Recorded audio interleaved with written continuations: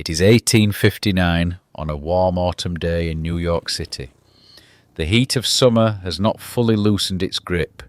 The air is thick, heavy with coal smoke drifting from the factory stacks, with the sour brine of the East River, with the smell of horse manure baking into the cobblestones. Flies hum lazily in alleyways. Laundry lines stretch between brick buildings like sagging white sails. The city does not rest. It never does. Horse hooves strike stone in a steady clatter. Wagon wheels groan under the weight of barrels and timber. Dock workers shout along the waterfront. A church bell rings somewhere in the distance, muffled by smoke and distance. Above it all rises the constant murmur of 10,000 conversations in Irish, the language of immigrants pressing their luck against a restless nation. Inside a narrow tenement building on the Lower East Side, the noise dulls, but never disappears. It seeps through the walls. Up a tight staircase worn smooth by countless feet, in a single cramped room lit by thin autumn sunlight, a young woman labours. Her name is Henry McCarty.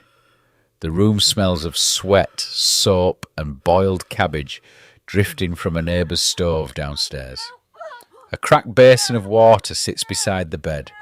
The wallpaper curls at the edges. Outside the window, a strip of sky glows pale gold between buildings blackened by soot. Catherine grips the bedsheets. She is Irish-born, Catholic, stubborn. She has already crossed an ocean. She has already buried hopes. She believes fiercely in survival. That belief pulses through her now as strongly as the pain. Outside, a cart rattles past. A drunk laughs. Somewhere a baby cries, not hers. And then a sharper cry splits the air. Small, insistent, alive. Henry McCarty is born. For a moment the city falls away. There is only the rhythm of Catherine's breathing and the fragile weight of a child placed in her arms. His skin is red, his fists clenched. His lungs already strong enough to challenge the roar of Manhattan. She studies his face, the soft curve of his cheek, the faint crease between his brows. She whispers a prayer in Irish, a quiet plea that this boy will know something more than struggle. But New York in 1859 is not merciful. The tenements breed sickness. Tuberculosis moves invisibly through the air. Work is hard, wages thin. The streets are crowded with boys who grow fast or do not grow at all. In saloons, men speak of tensions between North and South. The word war hangs unspoken but present, like humidity before a storm. Henry will not remember this room. He will not remember the smell of coal smoke or the sound of the river traffic. But these first breaths matter. They are taken in a city that moves relentlessly forward, ambitious, hungry, expanding. Soon the family will begin drifting west, Indianapolis, Wichita. Then further still, into the wide and uncertain spaces of the New Mexico territory. They will chase dry air for Catherine's lungs. They will chase land, sunlight, and the rumour of fresh beginnings. But for now, he is simply an infant wrapped in worn linen, eyes closed against the brightness of the world. Outside, America stretches toward the horizon. Rails being laid, territories contested, fortunes rising and collapsing in a single season. It is a country building itself quickly and violently, a country that rewards nerve, a country where reputations are made with speed and sometimes with gunfire. Henry does not know this yet. He knows only warmth, the steady heartbeat beneath his ear, the faint rhythm of church bells drifting through soot-streaked air. He sleeps, and somewhere in the vast machinery of the expanding West, history quietly prepares another name for him. Billy, the Kid. The sky is wider now. Gone are the tight brick corridors of New York. Gone is the constant press of bodies and smoke. The wind moves differently out here. Cleaner, drier, restless. By the early 1870s, Henry McCarty stands beneath that sky in the New Mexico territory, a thin boy with watchful eyes and a quick, easy smile. But the journey west has not been gentle. After New York there is Indianapolis, then Wichita. Each move feels temporary, trunks half packed, friendships half formed. His mother, Catherine, coughs more often now. The sound is sharp, persistent, echoing in boarding houses and rented rooms. Tuberculosis follows quietly, like a shadow that never leaves. In Santa Fe, the desert air glows gold at sunset. The Sangre de Cristo mountains turn violet in the distance. Dust hangs in the streets. Church bells drift across adobe walls. Catherine marries again, William Antrim. And for a brief moment there is something like stability, a household, a routine. Henry attends school. He reads well. His handwriting is neat, careful. Those who meet him notice his manners. He is polite, charming even. There is something disarming about him. A softness that doesn't quite match the hard country around him, but stability is fragile. By September 1874, the coughing worsens. Catherine lies in a dim room, the air smelling of medicine and damp cloth. The boy who has crossed half a continent now stands at her bedside. He is 14. Outside, Silver City hums with miners and gamblers. Inside, time narrows again to breath. When she dies, the world shifts. The house feels emptier than its walls suggest. Antrim drifts away. Emotionally first, then physically. Responsibility settles like dust. Henry and his younger brother are alone in a territory that is beautiful but unforgiving. The desert is not kind to boys without protection. At 15, Henry boards with a woman named Sarah Brown. He works for meals, he washes dishes, he carries water, he smiles when spoken to. But hunger is a constant companion, and so is humiliation. The quiet knowledge of being dependent, unwanted. Silver City smells of sweat, leather, and whiskey. Men argue over cards in dim saloons. Pistols rest heavy on wooden tables. Outside, the wind lifts sand in sudden spirals. On September 16th, 1875, exactly 1 year after his mother's death, Henry steals food. It is not dramatic, no grand robbery, just a boy and a loaf of bread. But it is enough. He is arrested, locked behind iron bars that smell of rust and stale air. 10 days later, he steals again. Clothing and pistols from a Chinese laundry. The frontier is tense, divided, suspicious of outsiders. He is caught, jailed, and then he slips away. 2 days later, he is gone. When he steps into the open country beyond Silver City, something changes. The world feels less like a place he belongs to, and more like something he must outrun. The sky stretches endlessly ahead. The land rolls in dry browns and pale greens. Coyotes howl at night. Campfires crackle under stars so sharp they seem close enough to touch. He is 16, still slight, still soft-faced, but now he is a fugitive. And the West has begun to take notice. The desert night is cold, colder than people expect. The fire burns low, snapping and hissing as sap pockets burst in the wood.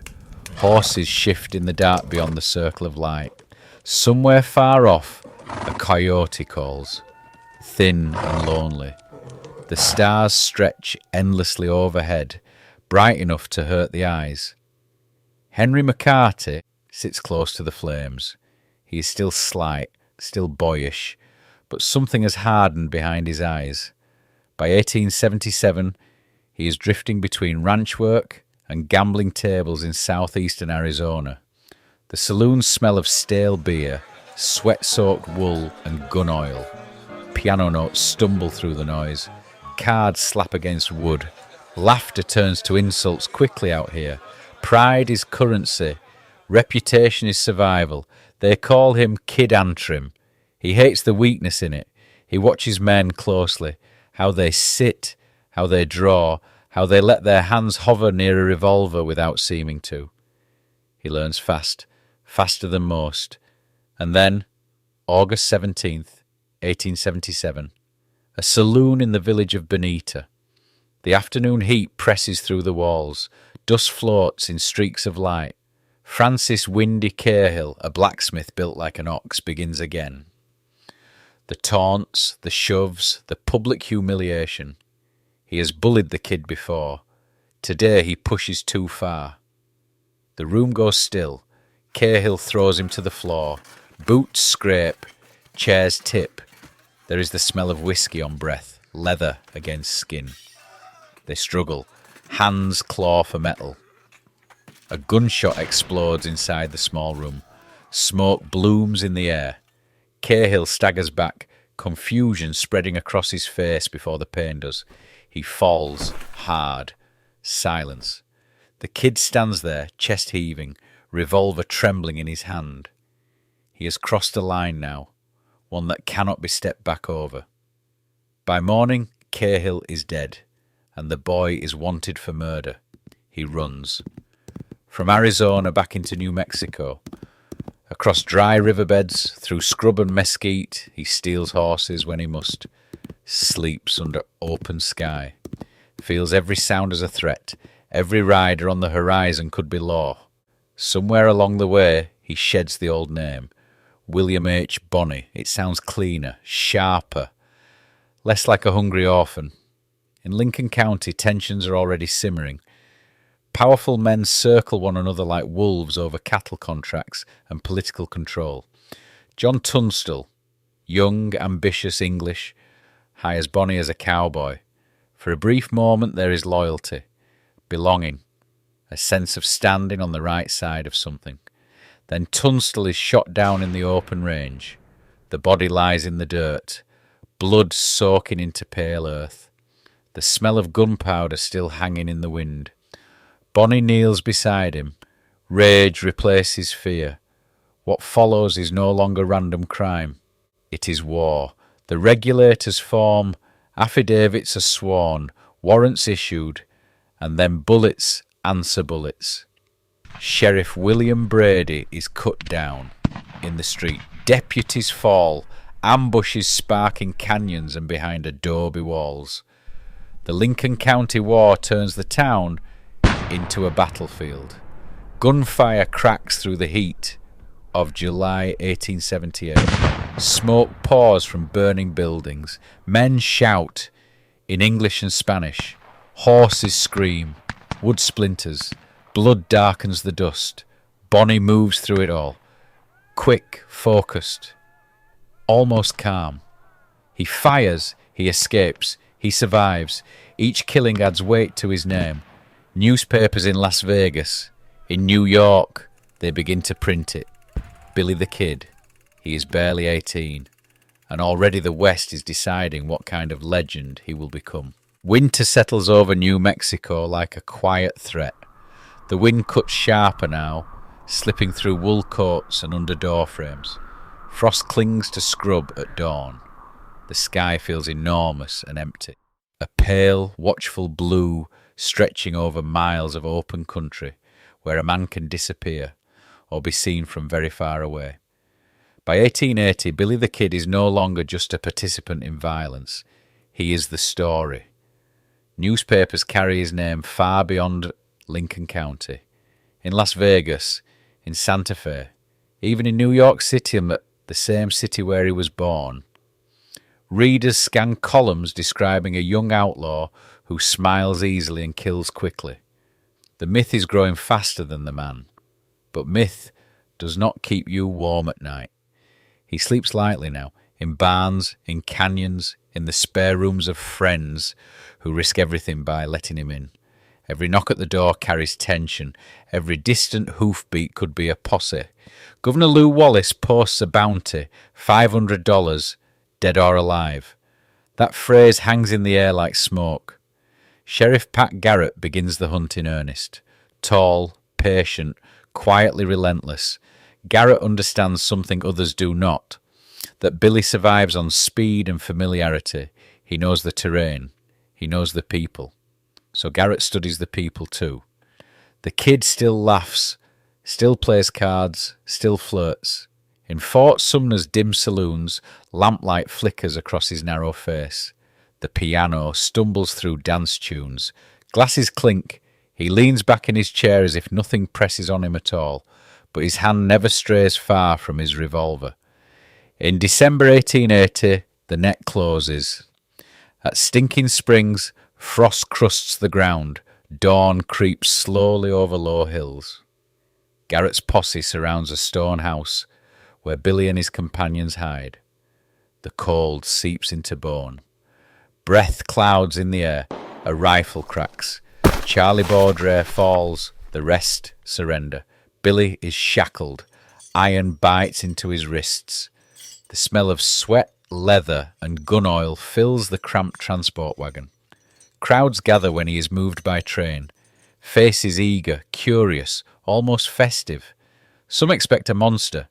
Instead, they see a thin young man with bright eyes and an easy grin.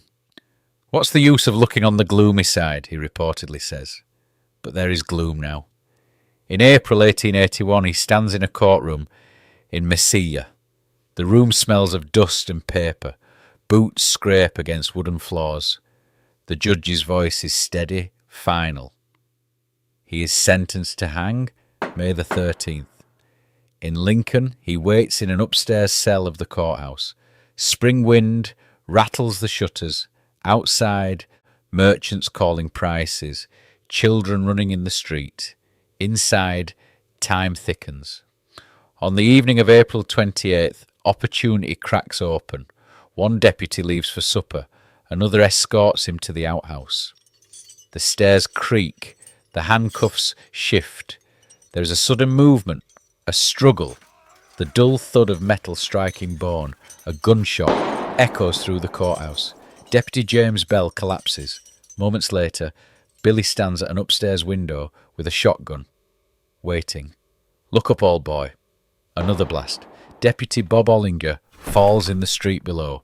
Smoke drifts lazily from the barrel. For a heartbeat, Lincoln is silent.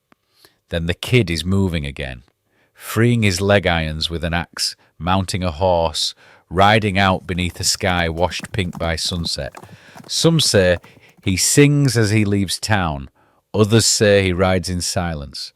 Either way, he is 21 years old, condemned to hang, and once more, astonishingly, free. But the West is growing smaller around him now, and Pat Garrett is still out there. It is July 14th, 1881. Fort Sumner lies under a thick, breathless darkness.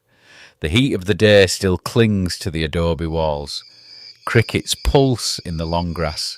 Somewhere in the distance, a horse shifts and snorts. The Pecos River moves slowly through the night, black and silent. Billy the Kid is back among familiar faces. He moves easily here, laughs easily. The worst seems behind him, for the moment. But rumours travel faster than horses, and Pat Garrett has been listening. Near midnight, Garrett sits in the bedroom of Pete Maxwell. The room is unlit, heavy. The only light slips faintly through the doorway from another part of the house. They speak in low voices, waiting. Then, footsteps, soft, quick. The door opens. A figure steps inside the darkened room, barefoot, holding a pistol. He does not see Garrett in the shadows. "Quien es? Quien es?" Who is it? The words hang in the thick air. Garrett recognizes the voice instantly. There is no warning, no speech, no drama. 2 flashes of light, 2 deafening cracks in the small room. The smell of gunpowder fills the air. Sharp, metallic, smoke curls toward the ceiling. Billy, the Kid, falls, 21 years old. The chest wound is mortal. Blood spreads dark across his shirt. The outlaw who slipped handcuffs, outran Pozes, turned himself into a legend. With a revolver, he dies on a dirt floor in near-total darkness. By morning, a coroner's jury gathers. 6 men examine the body. They nod. Yes, It is him. They say so publicly. The town believes it. He is buried quickly. A wooden marker, a small grave, the wind moving through grass above him. No grand monument, no ceremony worthy of the headlines that carried his name eastward. And yet, the story does not end.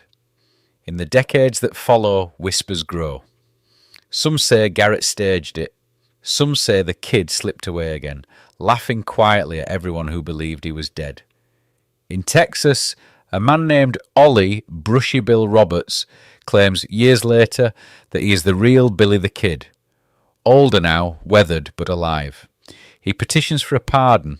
Others come forward too. Stories surface, handwriting is compared, bones are tested. DNA arguments swirl more than a century later. Historians debate in quiet rooms far from the desert wind. But no claim ever settles the question in everyone's mind, because Billy the Kid no longer belongs entirely to history. He belongs to myth. More than 50 films will retell his story. Actors squint beneath wide-brimmed hats. Gunfights are staged. Sometimes he is villain. Sometimes folk hero. Sometimes misunderstood boy, shaped by a brutal frontier. The truth is smaller and sharper. He is an orphan who learns early that the world does not protect the vulnerable. A teenager who discovers that speed and nerve can level the field. A young man caught in a county war between powerful men. A fugitive who survives by instinct. And then, a flash in the dark. What remains is the feeling. The desert at night, the smell of dust and gun oil, the tension before a trigger is pulled. The knowledge that youth can burn bright and fast and vanish just as quickly. Somewhere in Fort Sumner, the wind still moves over that grave. And whether he died there in 1881 or slipped somehow into another life, the name endures. Billy the Kid, forever young, forever running.